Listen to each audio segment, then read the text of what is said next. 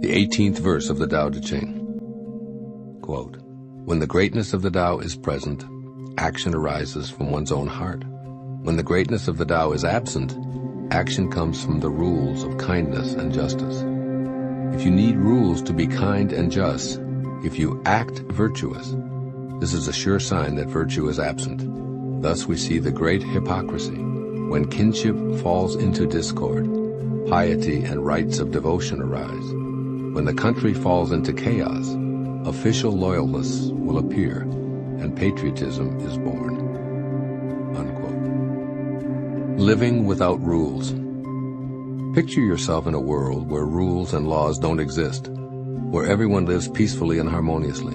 There's no anarchy, thievery, hatred, or war. People simply live, work, love, and play without needing to be governed.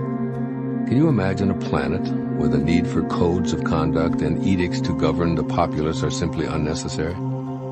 This is the sort of idealistic mental meandering that led Lao Tzu to create this 18th verse of the Tao Te Ching, in which he's clearly stating that you don't need rules to be kind and just. I'm suggesting that when you change the way you look at the underlying reason for regulation, the organizations controlling society, politics, and the criminal justice system will eventually change. Need I add, for the better? When you alter your viewpoint to a Tao-oriented one, you cease to see your dominant reason for being and doing as being dictated by your nation or your city, your school, your religion, or even your condominium association. Laws or rules are seen by many as solely responsible for effective kindness, justice, and love. But you can choose to live from your heart, viewing these virtues as individual responsibilities that you adhere to without a statute or convention telling you to do so. This is what I mean by living without rules. You can choose to see yourself in harmony with the regulations and laws of your business or your government or family or your religion, rather than because of them. I promise you that when you adjust rule-based thinking to a heart-based attitude, your life will change. In the Tao orientation, unlimited joy, kindness, abundance, and well-being flow through all. Seeing life in this way makes rules irrelevant. You can act in accordance with this munificence and beneficence, which are the essence of the Tao. Make love the bedrock of your family's motivation to be loving, rather than just feeling obligated to be kind to others. This doesn't mean there isn't certain etiquette or behavior to follow. It means that the reason to do so is so that love and kindness flow through all individuals, and if there is any crime, it's the stopping or hindering of that energy of the Tao.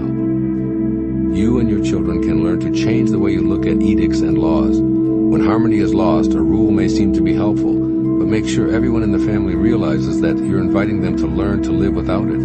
The existence of codes of conduct are proof that we aren't allowing the Tao to flow freely through our lives. Learning that it is each individual's personal responsibility to live without governing will ultimately demonstrate that when you change your thoughts, you change your life. This idea extends further.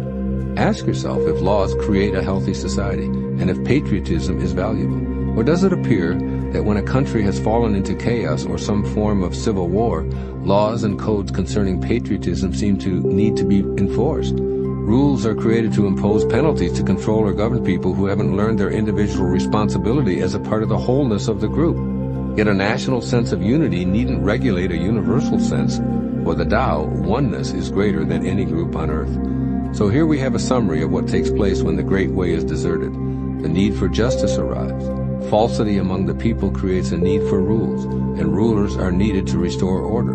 Political ministers appear to bring light to the disorder and darkness. Knowing all of this, I believe it is essential to get back to that picture I asked you to envision a few paragraphs ago and apply what Lao Tzu is saying in this profound verse of the Tao Te Ching. First, let your actions arise from your Tao-centered heart. When you're centered in the Tao, you don't need any rules, nor are you bound by what's declared to be legal or illegal. Your reason for not stealing from others isn't because it's against the law. Rather, you assume personal responsibility for your actions. Your life isn't based on living by rules. Your reason for not stealing is that you respect the rights of others to be free from pilfering because it resonates with the Tao. In the Tao, there is no stealing because everything belongs to everyone. There's no ownership of land or property. There's only the willingness to love and respect everyone and all things.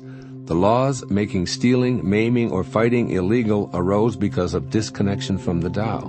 And secondly, don't act virtuous, be virtue. Acting virtuous is not the same as being virtuous, so the Tao instructs you to be authentic in all of your interactions. Be pious because your own heart feels the piety that is the great Tao. Be spontaneous, generous to others because your inner calling demands it, not because others in their code-making have determined that this is how you should behave. Don't wait for chaos to erupt before you're generous and kind to others. A natural disaster may simulate your desire to reach out and help your fellow humans. Yet if you change the way you look at that natural disaster, you could also see it as a reminder to let the Tao be your guiding spirit at all times. This would inspire your patriotism to be for all of humanity, rather than confined to the land where you happen to be born. Again, I'd like to remind you of the similar sentiment expressed by Hafiz, the great Sufi poet. Quote, "Everyone is God speaking, so why not be polite and listen to him?" Unquote. And everyone really means everyone, not just those who are subject to your rules and your laws. Do the Tao now. Emphasize why you're obeying human-made edicts today.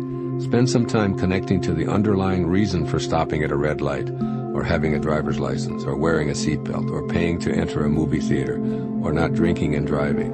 See if your ego enjoys breaking rules for its purposes by listing all the rules and laws you obey or disobey in one day, and then identify your most important heart rules.